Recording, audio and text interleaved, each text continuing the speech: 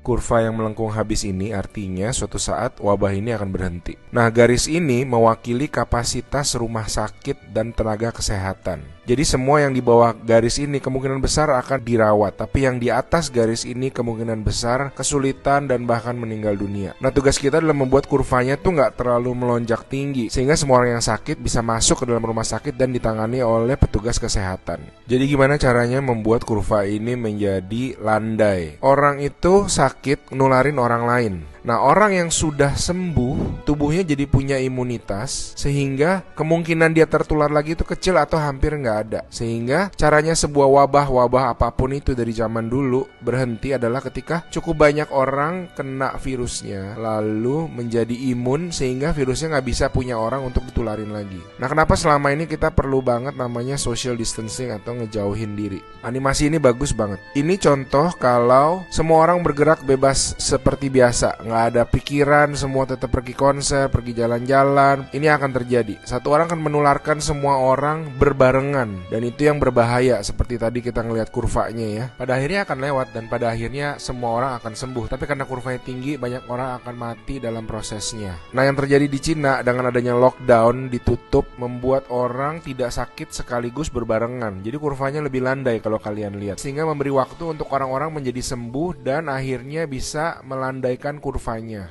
Nah, sekarang kita lihat kalau kita lakukan namanya social distancing, yaitu kalau nggak harus banget nggak usah pergi keluar, kalau nggak penting-penting banget nggak usah ketemu temen, nggak usah ada social function, semuanya ditunda dulu. Kita lihat apa yang terjadi. Nah, bahkan ini ada simulasi satu lagi. Kalau social distancingnya itu bener-beneran ekstrim, orang nggak boleh keluar, ada jam malam dan sebagainya. Ini yang terjadi.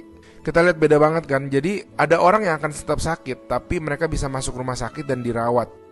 Jadi teman-teman, please do your social distancing, stay at home, work from home, anywhere you can. Ada orang-orang yang nggak bisa, saya mengerti, tapi sebisa mungkin lakukanlah semuanya itu. A good way of doing it is to imagine that you do have the virus, yeah, and change your behaviour so that you're not transmitting it.